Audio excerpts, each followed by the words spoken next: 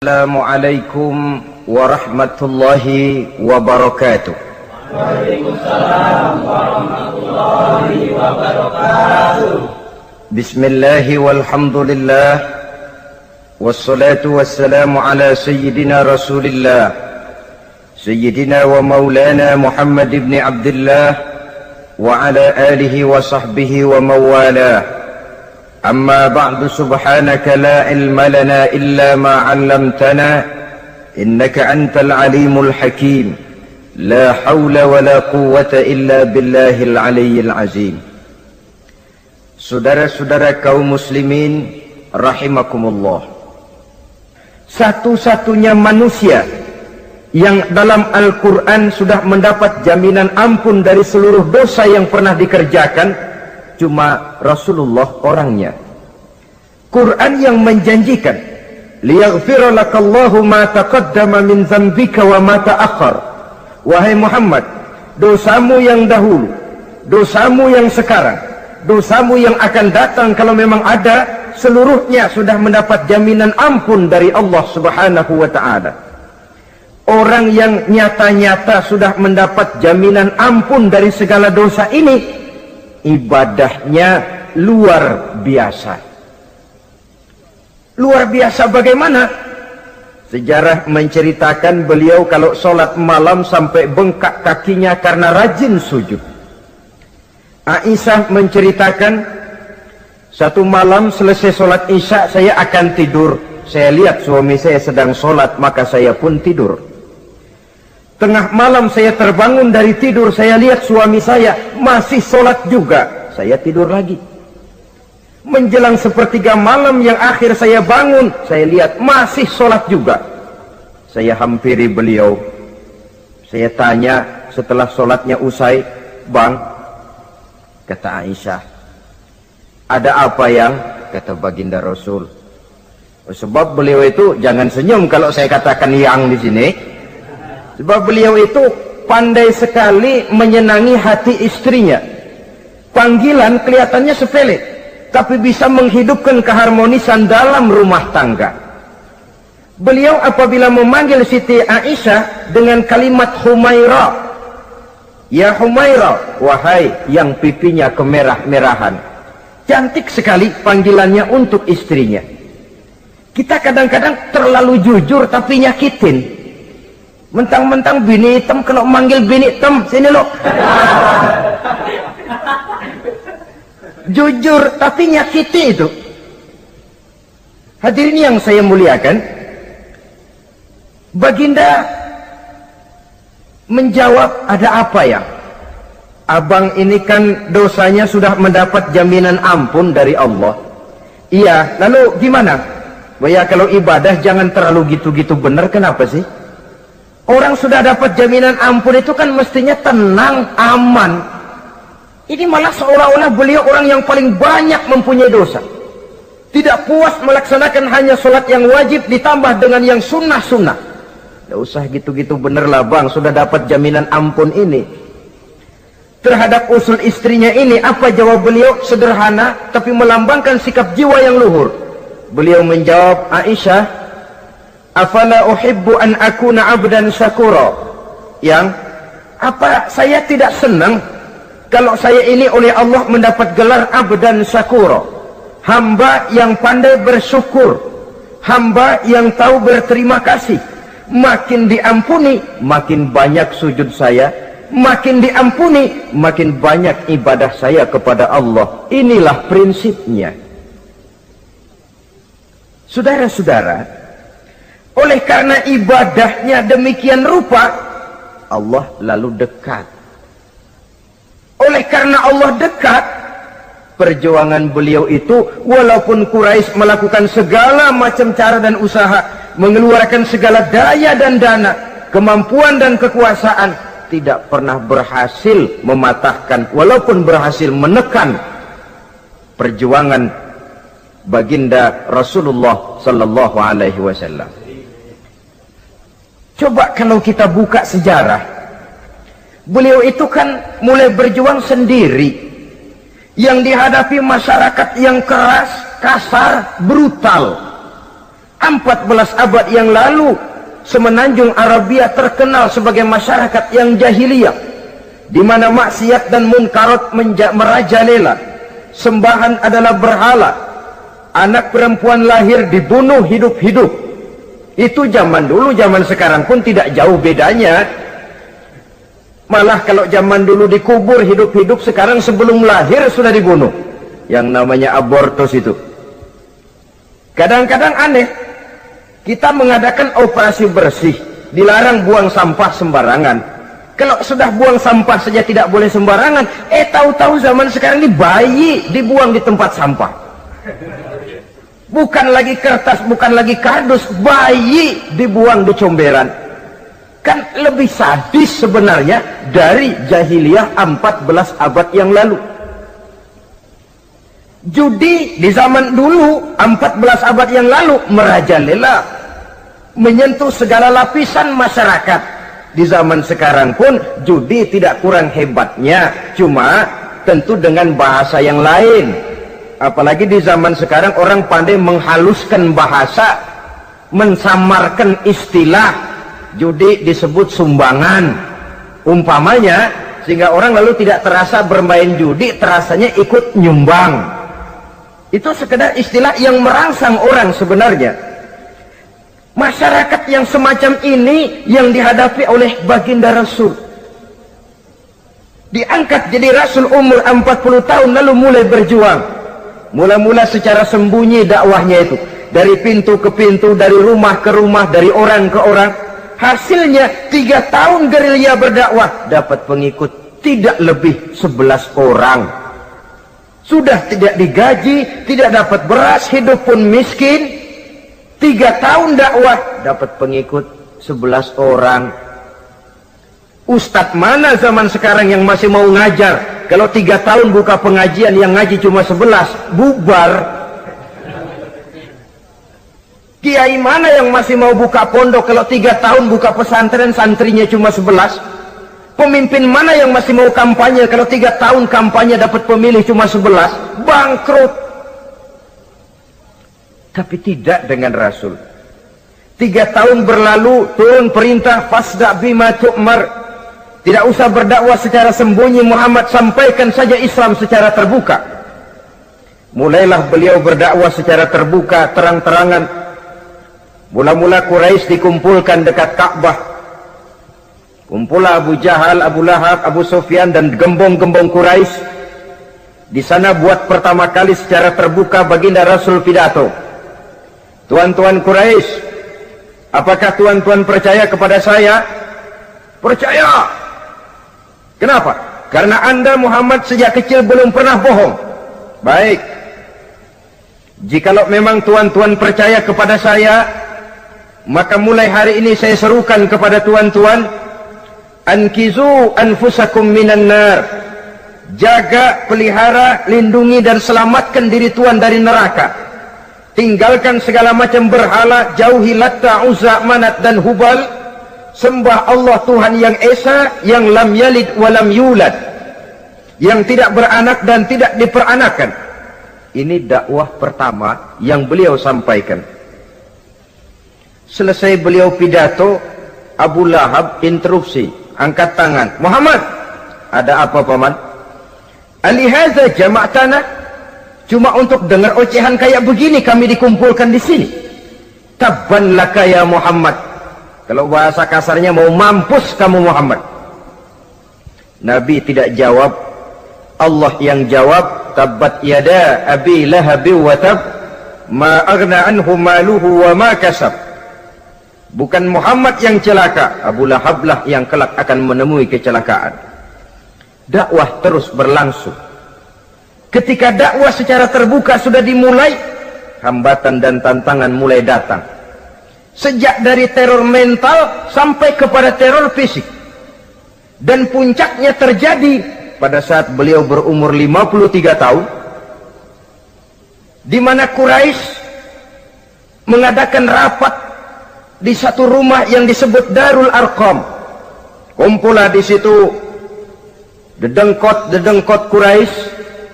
Siapa lagi kalau bukan Abu Jahal, Abu Lahab? Mereka rapat. rapat pleno lengkap. Setelah rapat dibuka, kata Abu Lahab kepada Abu Jahal, "Jahal, bagaimana ini Muhammad?" "Iya, bagaimana? Apalagi yang belum kita lakukan," kata Abu Jahal. "Kita fitnah sudah, kita caci maki tiap hari, kita lontari kotoran onta, sahabat-sahabatnya kita bantai, tapi mereka tetap tegar." "Iya," kata Abu Jahal, "dan sekarang ini sahabatnya sebagian berangsur-angsur sudah hijrah ke Madinah. Ini pertanda Islam akan berkembang di kota Madinah. Kalau nanti dia berhasil di Madinah lalu menyerbu ke Mekah, alamat habis kita gulung tikar." "Makanya," kata Abu Jahal. "Makanya apa?" "Makanya dari dulu juga saya bilang, kempesin aja itu." Jadi kalau bahasa okemnya kan begitu toh. "Bunuh saja Muhammad, bunuh." "Iya, soal bunuh sih gampang," kata Abu Lahab. "Tapi Muhammad kan tidak keluar dari batu. Dia punya keluarga, sanak famili dan handai tolan. Kalau keluarganya menuntut balas, bagaimana ini?" "Gampang. Kita kan banyak punya suku. Tiap-tiap suku kan punya juara, tukang-tukang pukul. Sewa saja, tiap suku ambil tukang pukulnya, kita kepung rumah Muhammad, bunuh sama-sama. Kalau keluarganya akan menuntut balas, dia akan berhadapan dengan seluruh suku yang ada di semenanjung Arabia ini. Bagaimana, setuju?" "Setuju." "Nah, sudah. Kapan kita bunuh Muhammad?" "Kapan lagi, tidak usah buang waktu. Besok malam." "Ya, besok malam kita bunuh Muhammad. Tapi awas, semua yang ikut rapat di sini, ingat baik-baik, ini rahasia negara. Besok malam kita akan membunuh Muhammad. Siapa yang berani membocorkan rahasia negara ini, supersip, dianggap menghambat program Quraisy. Itu nanti dijatuhi hukuman berat ya. Jaga rahasia baik-baik bahwa besok malam kita akan membunuh Muhammad. Sanggup?" "Sanggup." Rapat selesai. Hadirin boleh bubar ke rumah masing-masing. Pulang. Namanya manusia, bocor juga rahasia ini. Begitu pulang, cerita sama istrinya, "Bu, anu loh Bu." "Apa Pak?" "Saya tadi ikut rapat." "Rapat apa tuh Pak?" "Besok malam akan ada pembunuhan." Pembunuhan. "Siapa toh yang mau dibunuh?" "Muhammad." "Tapi jangan bilang-bilang ya, ini rahasia negara." "Ini rahasia negara Bu, jangan bilang-bilang." "Iya Pak, iya." Nah, besok pagi istrinya ngobrol sama tetangganya, "Mbak Ayu, tahu nggak?" "Apa toh?" "Nanti malam akan ada pembunuhan." "Siapa yang mau dibunuh?" "Muhammad." "Loh, sampean tahunya dari mana?" "Suami saya ikut rapat." "Tapi jangan bilang-bilang ya Bu ya. Ini rahasia negara. Jangan bilang-bilang. Nanti yang satu sampaikan lagi, jangan bilang-bilang. Terus jangan bilang-bilang. Akhirnya berita tersebar. Sehingga pagi hari itu sebagian besar penduduk Mekah sudah tahu kalau nanti malam akan ada pembunuhan. Maka lepas zuhur, Mekah itu mulai tegang. Yang simpati, "Aduh, kasihan Muhammad, nanti malam akan dibunuh." Yang tidak senang, "Mampus, biar dia rasain, ntar malam." Saudara-saudara, begitu maghrib berbunyi sudah, udara mulai gelap, penduduk Mekah sudah kunci pintu seperti ada jam malam.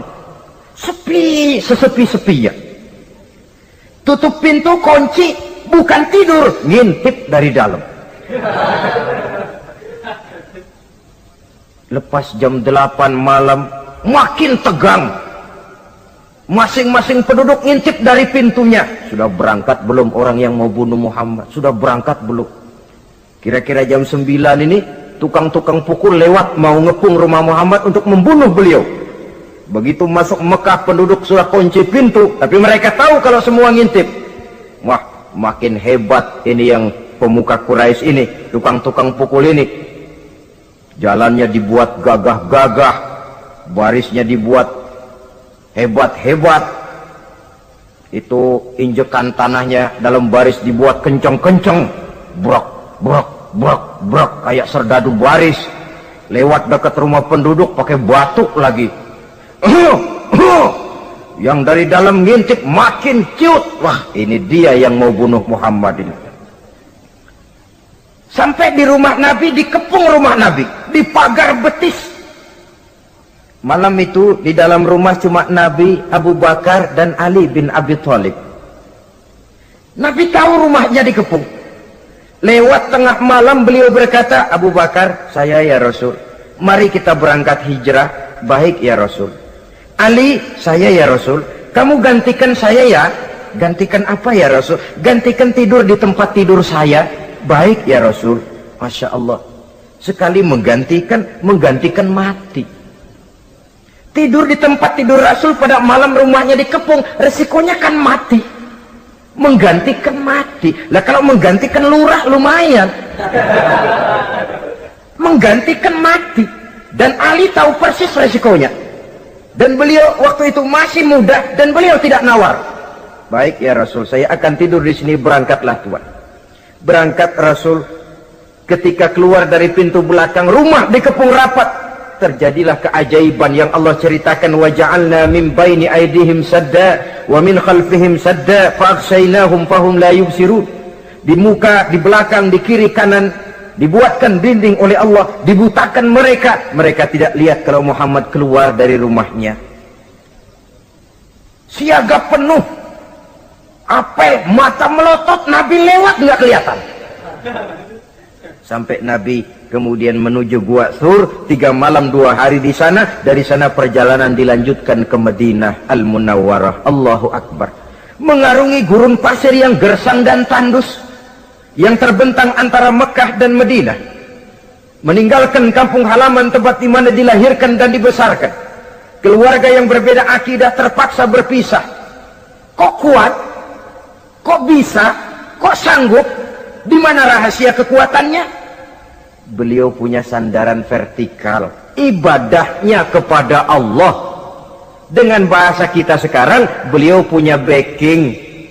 Backingnya tidak kepalang tanggung, yang serba maha.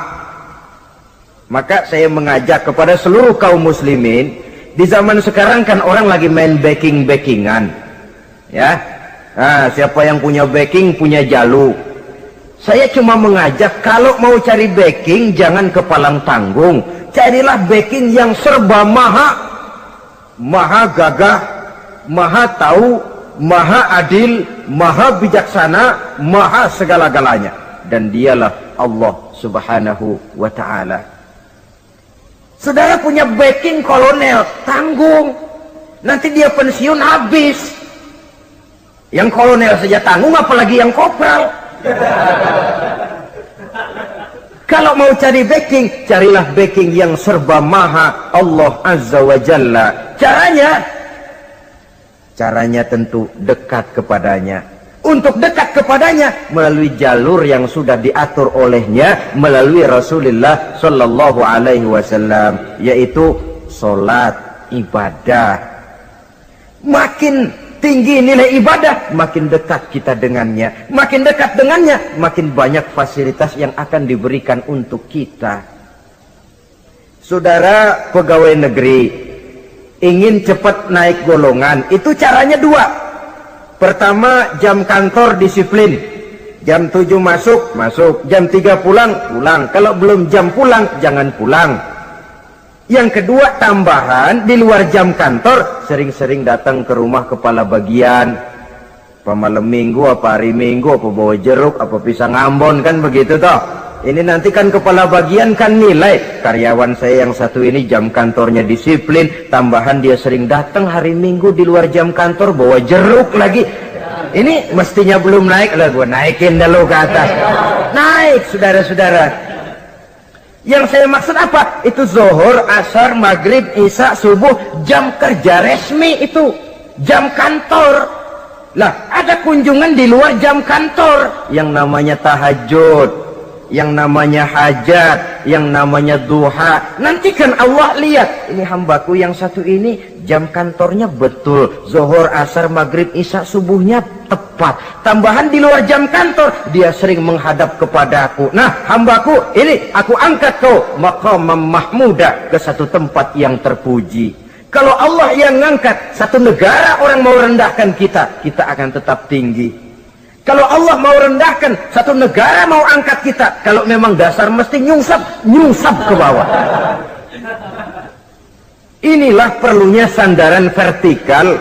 Inilah perlunya kita mempunyai backing hanya kepada Allah. Pada waktunya orang akan sampai ke titik jenuh. Dalam kesunyian orang sering mempertanyakan eksistensi diri, mulai mempertanyakan hakikat keberadaannya di tengah kesibukan bisnisnya, di tengah kesibukan kerja dari rapat ke rapat, dari kantor ke kantor, dari tender ke tender. Orang akan sampai kepada titik jenuh. Dikala itu dia memerlukan ketenangan, dikala itu dia memerlukan kedamaian, dikala itu dia mencari eksistensi diri. Sebenarnya hidup ini mau apa sih?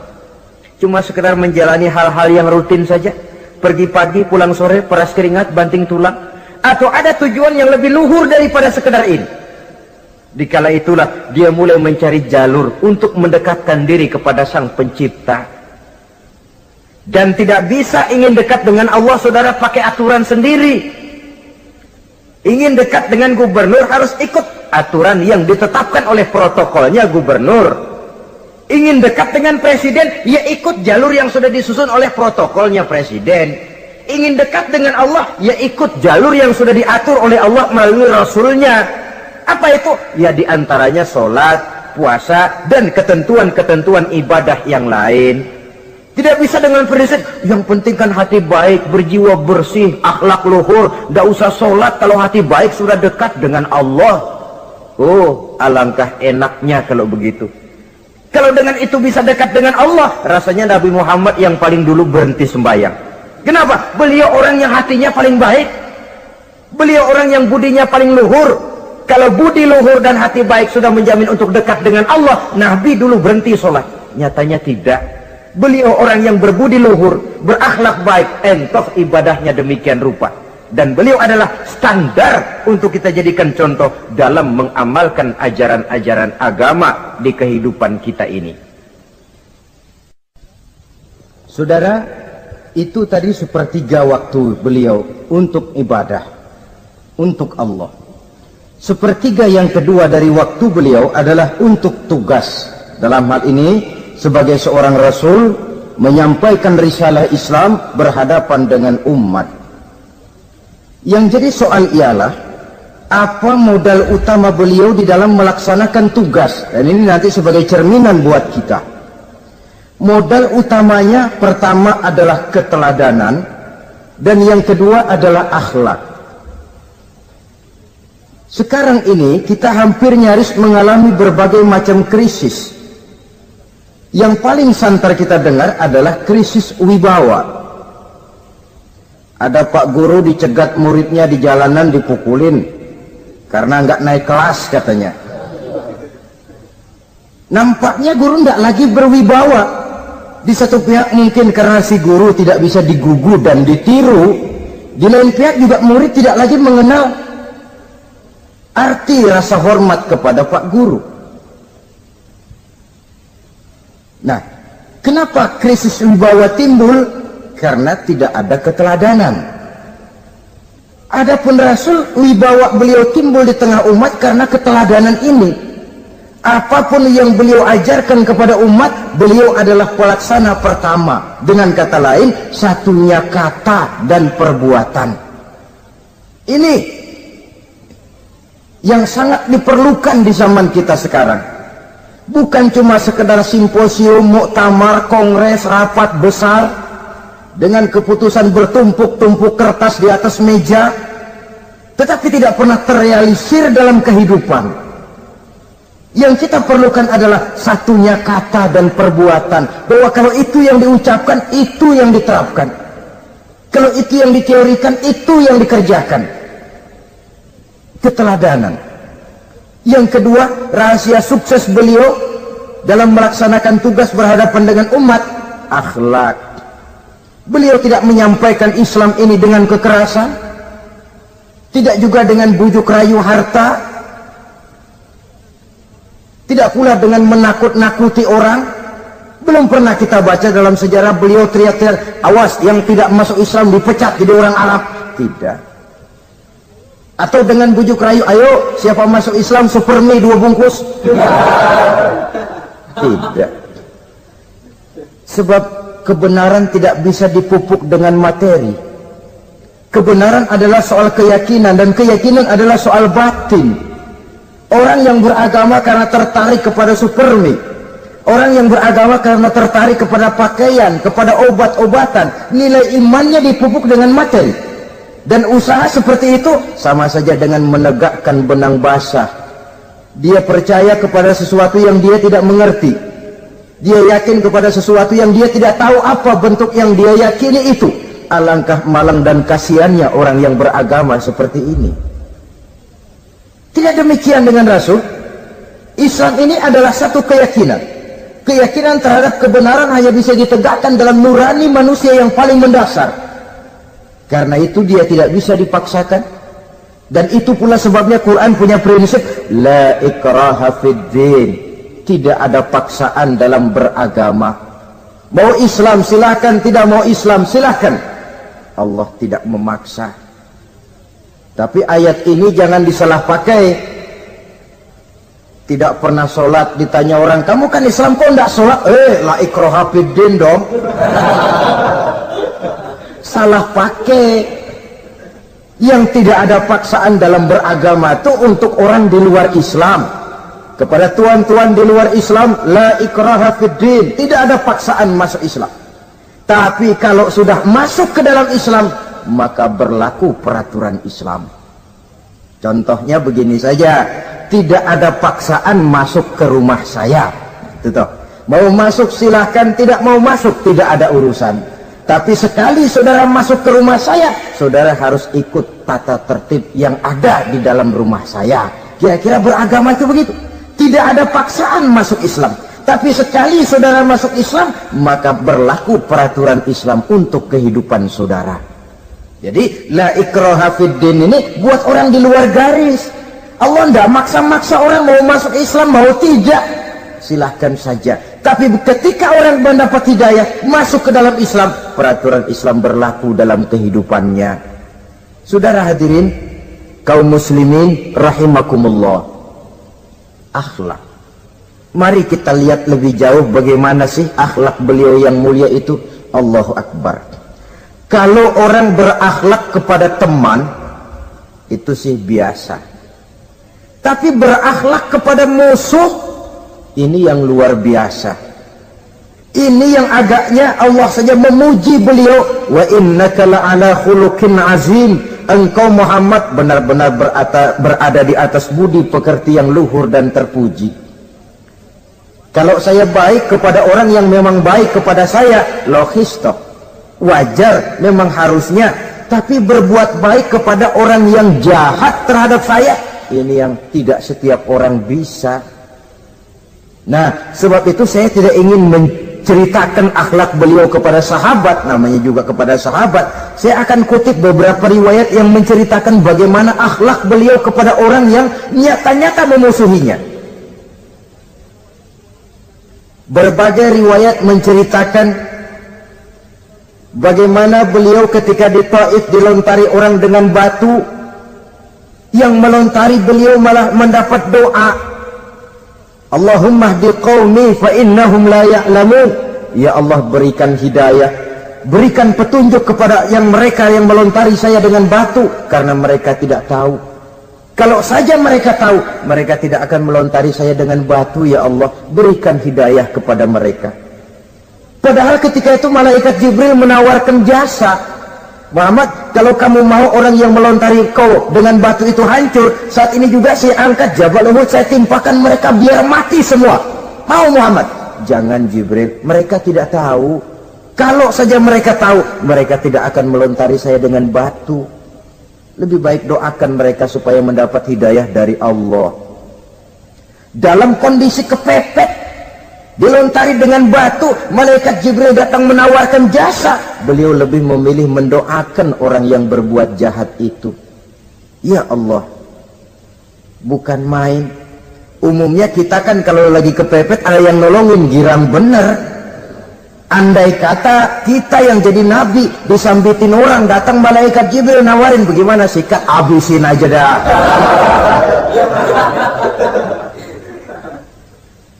Ini akhlak kepada musuh.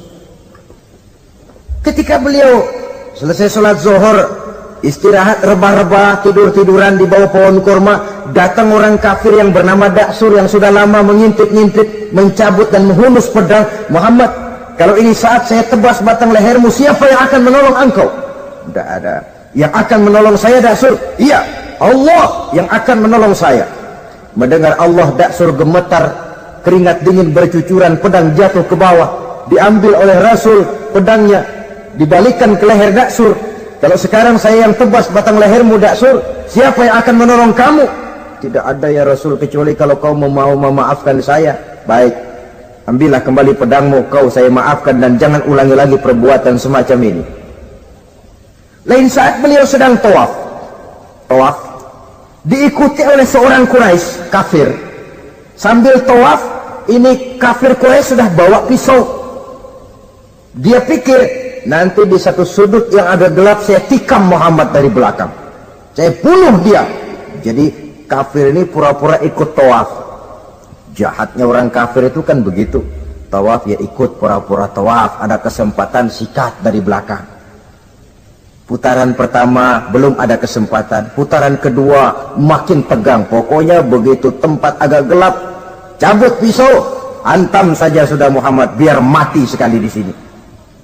Dan Nabi tahu, oh ini asisten pribadi malaikat Jibril masih tahu tuh. Jadi malaikat Jibril memberitahu, awas Muhammad, itu di belakangmu orang cuma pura-pura tawaf, dia bawa pisau mau bunuh kamu, hati-hati Muhammad. Roger ganti gitu.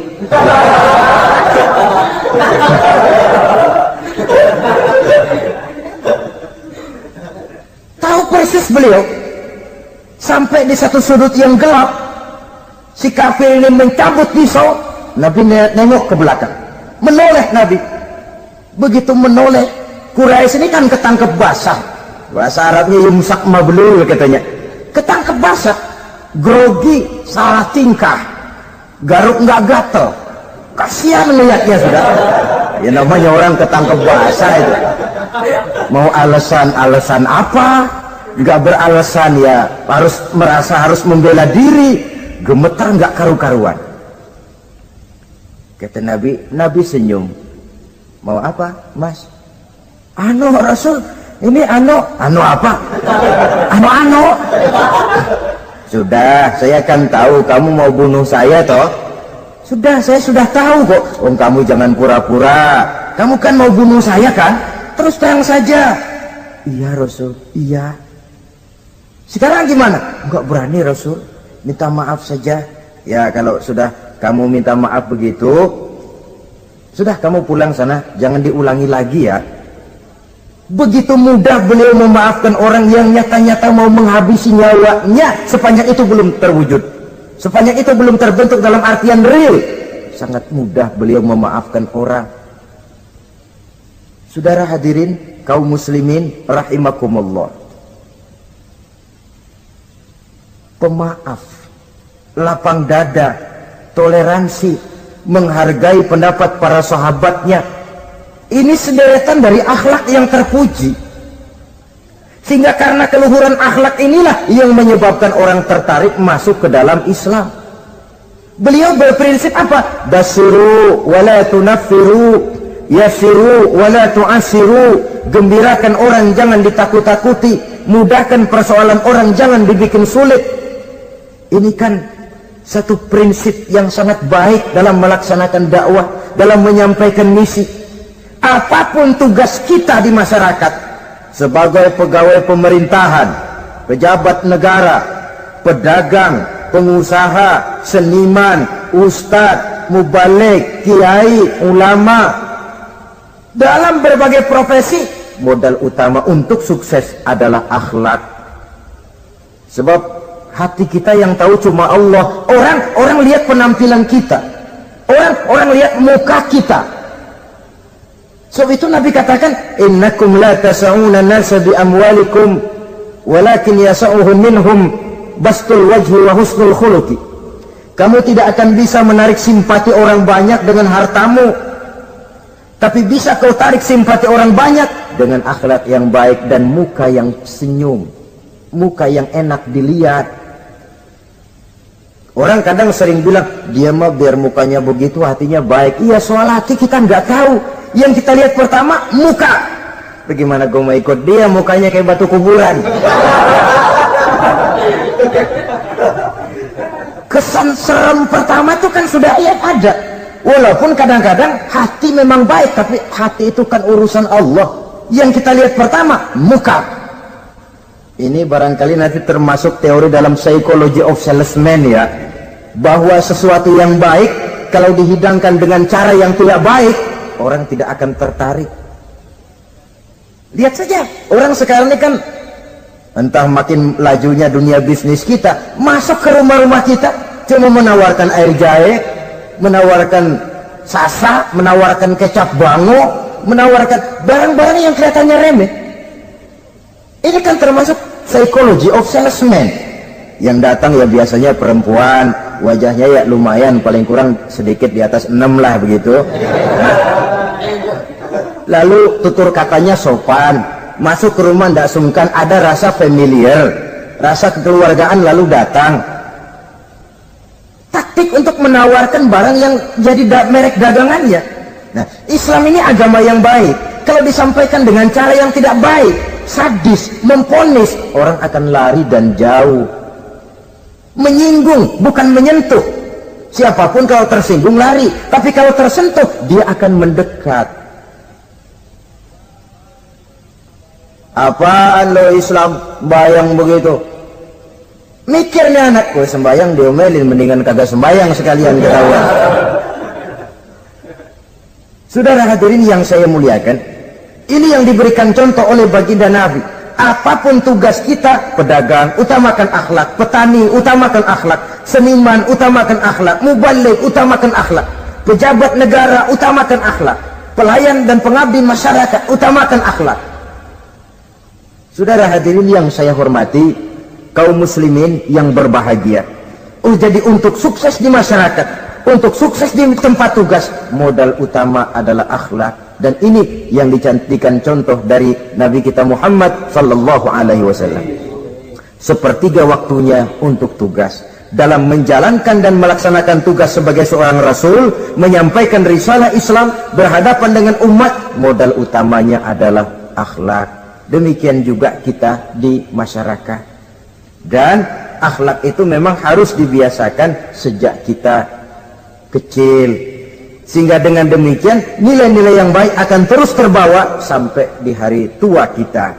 Saudara-saudara, rasanya kehancuran satu bangsa dimanapun di dunia ini selalu dimulai dengan kehancuran akhlak daripada bangsa itu sendiri. Dan kehancuran akhlak itu bisa saja terjadi di tengah kemakmuran ekonomi, di tengah maju dan canggihnya teknologi. Kapan? Apabila pegangan orang kepada agama sudah lemah dan rapuh. Kita tengok di negara-negara di sebelah barat kita, kemajuan teknologi yang tidak diimbangi dengan kuatnya pegangan orang kepada agama telah melahirkan budaya-budaya yang merendahkan martabat manusia. Lahirlah kebudayaan hippies, lahirlah kebudayaan nudis, hidup serba bosan dengan ini dan itu karena segalanya sudah dimiliki. Rumah mentereng, jumlah kendaraan sejumlah keluarga, kapal pesiar di laut mewah, pesawat udara punya, setelah ini punya ini, ada semua ada, titik jenuh sampai. Mau apa semua ini? Akhirnya ingin hidup apa adanya, tidur di goa-goa, tidur di kaki-kaki gunung, tidur di hutan belantara, pakaian kumel. Itu hipis-hipis yang datang kemari, yang pakaiannya kumuh, tambelan, lepis belel, padahal di kantongnya cek, travel cek, dolar. Lain hipis kita, emang benar-benar gembel.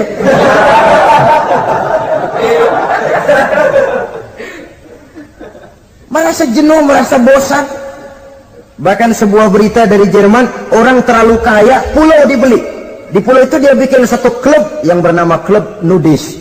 Setiap anggotanya boleh masuk ke pulau itu dengan catatan tidak boleh pakai pakaian selembar pun, alias bugil, telanjang bulat. Sudah telanjang bulat itu. Dan di sana berlakulah apa yang disebut serba boleh. Jadi kalau di sana kesana saudara bawa istri masuk anggota, ya silahkan saja. Istilah tukar pakai, simpan pinjam, bisa-bisa saja, asal suka sama suka. Asal perbuatan yang dianggap tidak merugikan orang lain, suka sama suka, sudah tidak bisa dituntut oleh norma yang berlaku. Ya. Itulah sebabnya kita sering prihatin bahwa kemajuan sering membawa pergeseran nilai. Apabila kita tidak bisa menghindarkan diri dari proses pergeseran nilai, setidaknya kan kita bisa menjaga diri jangan sampai hanyut oleh nilai-nilai yang negatif. Akhlak, baik sebagai muslim, baik sebagai bangsa Indonesia yang berkepribadian luhur, itu merupakan cerminan kita. Saya prihatin, belum lama diselenggarakan kontes bibir terindah. Kontes bibir terindah itu kira-kira apa manfaatnya? Apa yang jadi ukuran? Dan bukankah bibir karunia Tuhan? Ya kalau yang bibirnya mungil bisa ikut kontes lah, kalau yang jebleh gitu.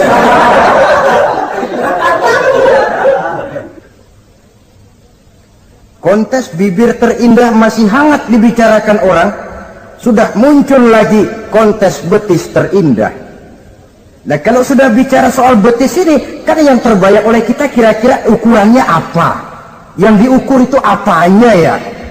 Ya tentu betisnya itu. Nah paling celaka kalau betis-betis yang ikut itu nanti jadi milik panitia semua kan.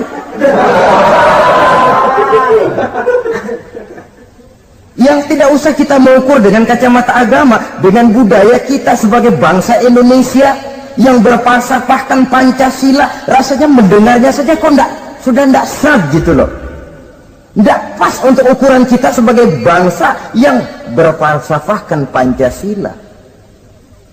Saudara-saudara kaum muslimin rahimakumullah, ini yang saya maksud tadi, proses pergeseran nilai. Andai kata kita tidak bisa menghindarkan diri dari hal yang semacam itu, setidaknya kita bisa menjaga diri jangan sampai hanyut ditelan proses pergeseran nilai. Dan memelihara nilai-nilai akhlak ini dari hari ke hari memang tidak semakin ringan, bahkan akan semakin berat, karena tantangan yang kita hadapi juga akan semakin berat. Inilah sepertiga yang kedua dari waktu beliau untuk melaksanakan tugas. Jadi modal utama dalam melaksanakan tugas akhlak. Di antara nilai akhlak itu prinsip Nabi tadi, gembirakan orang, jangan ditakut-takuti, mudahkan urusan orang, jangan dibikin sulit. Sehingga kalau yang memang mudah lalu dipersulit, itu sudah mencerminkan akhlak yang tidak diajarkan oleh Rasulullah Sallallahu Alaihi Wasallam. Kemudian yang terakhir, sepertiga yang ketiga dari waktu beliau adalah untuk keluarga. Jadi tadi ada waktu untuk Allah, ibadah, ada waktu untuk tugas, dan yang ketiga ada waktu untuk keluarga. Bagaimana Rasul di tengah keluarganya? Anas bin Malik bercerita, saya 11 tahun membantu di rumah tangga Rasul. 11 tahun itu kan artinya 11 kali 360 hari kali 24 jam. Bukan waktu yang sebentar itu. Selama 11 tahun saya membantu di rumah tangga Rasul, kata Anas, belum pernah saya dengar kata-kata kasar, keras, membentak. 11 tahun saya membantu di rumah tangga beliau, belum pernah saya lihat ada piring terbang, ada bakyak melayang. Artinya apa? Cerminan dari ketentraman, keayeman, kedamaian rumah tangga beliau. Padahal rumah tangganya kecil, istrinya lebih dari satu, tapi aman, tentram, rukun. Kita kadang-kadang istri satu seminggu 7 hari, perang 6 hari. Cuma 1 hari gencatan senjata. Sudah hadirin, saudara kaum muslimin rahimakumullah, kalau beliau tidak menyenangi satu masakan, misalnya masakan istrinya, Tidak mencah-mencah, cuma kelihatan dari makannya barangkali tidak begitu banyak. Tapi tidak pernah mencela apapun yang dimasak istrinya. Senang ya dimakan, tidak senang ya dimakan karena menghargai lelah jerih payahnya istri.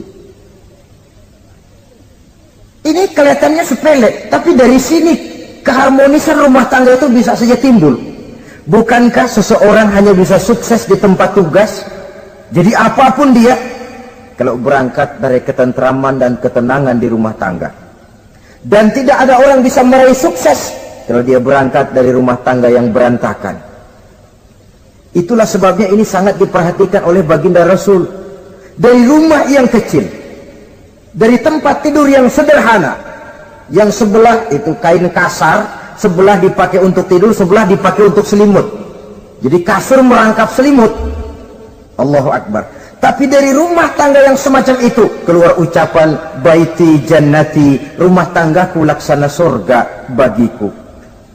Di mana sih rahasianya? Karena rumah tangga beliau didirikan di atas ajaran agama. Agama membuat suami istri tahu hak dan tahu kewajiban. Kalau kewajiban dilaksanakan, hak diberikan, akan timbul saling pengertian. Apabila ada pengertian, akan timbul ketenangan, dan ketenangan adalah tangga utama untuk mencapai rumah tangga bahagia. Apalah artinya? Seperti banyak istilah orang, rumah bertingkat, uang banyak berlipat-lipat, kendaraan serba mengkilat, istri pun cantik memikat, kadang-kadang jumlahnya 4, tapi tiap hari kiamat. Tidak pernah ada ketenangan dan kedamaian di rumah itu. Saudara hadirin, lebih celaka lagi sudah rumah gubuk berantem melulu. Sudah kiamat itu, sudah kiamat. Jadi dengan adanya pelaksanaan kewajiban, pemberian hak, timbul pengertian. Pengertian membawa ketenangan. Suami keluar rumah, istri tenang di rumah. Suami meninggalkan istri pun hatinya tenang dan tentram, tidak was-was, tidak berpikiran nanti kalau saya lembur ini istri ngompreng, tidak.